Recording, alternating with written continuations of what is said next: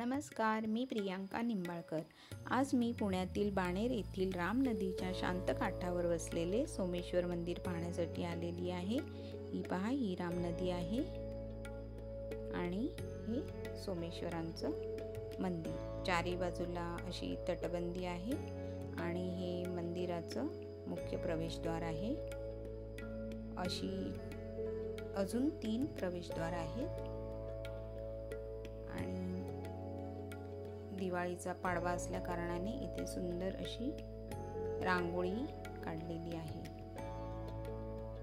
सोमेश्वर मंदिर, ज्याला सोमेश्वर वाडी असेही म्हणतात, आणि हे हेमाडपंथी मंदिर आहे। चला तर आपण आता आतमध्ये जाऊया। हे पहा, लाकडी दरवाजे आहेत आणि इथे कंदील लावलेला आहे। आपण आता पुढे जाऊया। प्रथम मी तुम्हाला हे झाड दाखवते आणि हे झाड आहे बेलाचं आणि त्याला फळंही लागलेली आहेत। खाली उतरल्यावर हे पहा, हे मंदिर आहे। तर हे मंदिर आतून मी तुम्हाला नंतरच दाखवते। प्रथम मी तुम्हाला बाहेरून दाखवते। आजूबाजूला इथे अजून मंदिरं आहेत लहान लहान। तर सर्वप्रथम मी माझ्या उजव्या बाजूला असलेलं हे मंदिर दाखवते। हे पहा, हे हनुमानाचं मंदिर आहे आणि तुम्ही बांधकाम बघू शकता, काळ्या दगडाचं आहे आणि नक्षीकामही फार सुंदर केलेलं आहे।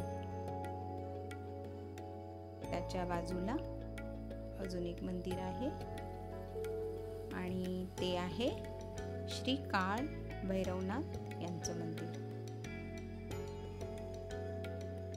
हे पहा, काळ्या दगडामधलंच बांधकाम आहे। श्री काळ भैरवनाथ मंदिर।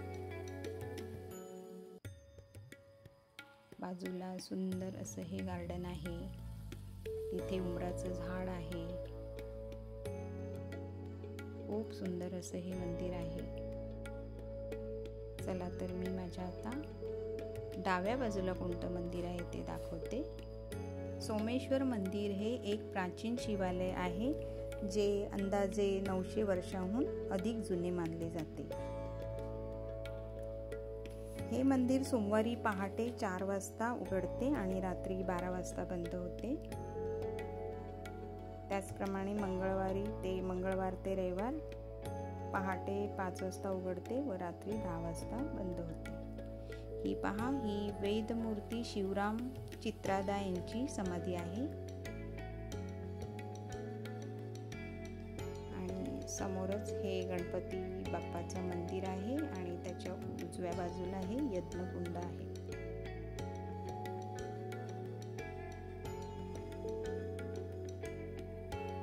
हे पहा, हे गणपतीचं मंदिर आहे जे काळ्या दगडात बांधलेलं आहे।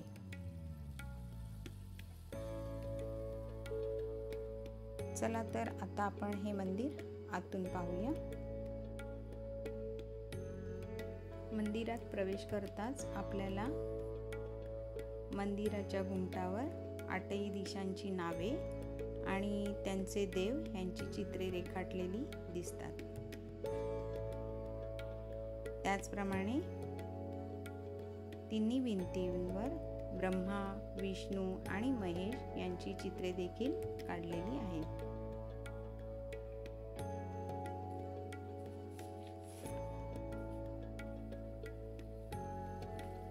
सोमेश्वर मंदिर हे एक प्राचीन शिवालय आहे।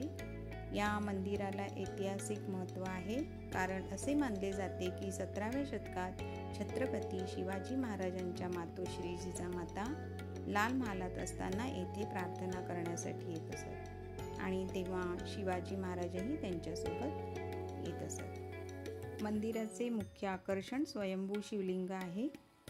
शिवलिंग जमिनीच्या खाली आहे। अलीकडच्या निर्बंधामुळे पर्यटकांना अंतर राखूनच सुमारे 10 फूट अंतरावरून शिवलिंग पाहण्याची परवानगी आहे। तुम्ही पाहू शकता, सुंदर असं हे इथे नक्षीकाम आहे। दरवाजावर हे जाळीचं नक्षीकाम स्वयंभू शिवलिंग. भक्तांना पूजा करण्यासाठी बाजूला शिवलिंग आहे. संध्याकाळ झाल्यावर दिवाळी असल्या कारणाने मंदिराच्या आजूबाजूला पणत्या पेटवल्या गेल्या आणि त्यानंतर मंत्रमुग्ध होण्यासारखे वातावरण निर्माण झाले. मन अगदी प्रसन्न होऊन गेलं.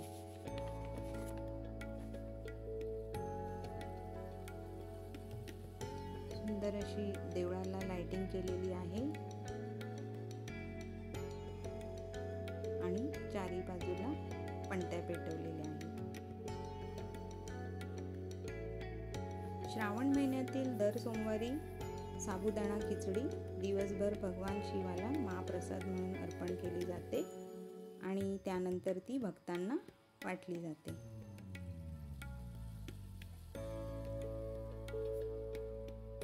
महाशिवरात्रीलाही इथे भक्तांची खूप गर्दी असते. सुंदर असं मंदिर सजवलेलं असतं. त्याचप्रमाणे महाशिवरात्रीला इथे जत्राही भरते. खूप सुंदर असं हे मंदिर सजवलेलं आहे. हा दीपस्तंभ आहे ज्याला आता लाइटिंग केलेली आहे आणि या अशा पणत्या पेटवलेल्या आहेत.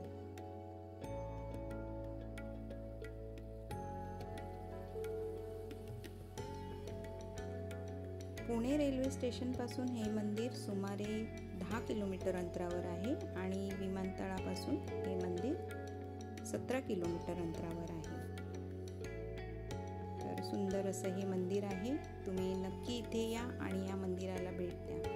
तर कसा काय वाटला तुम्हाला माझा हा व्हिडिओ? आवडला असेल तर माझ्या पर्यटन गाथा या मराठी यूट्यूब चॅनलला सबस्क्राईब करा आणि त्याचप्रमाणे पर्यटन गाथा या फेसबुक आणि इन्स्टा पेजलाही फॉलो करा.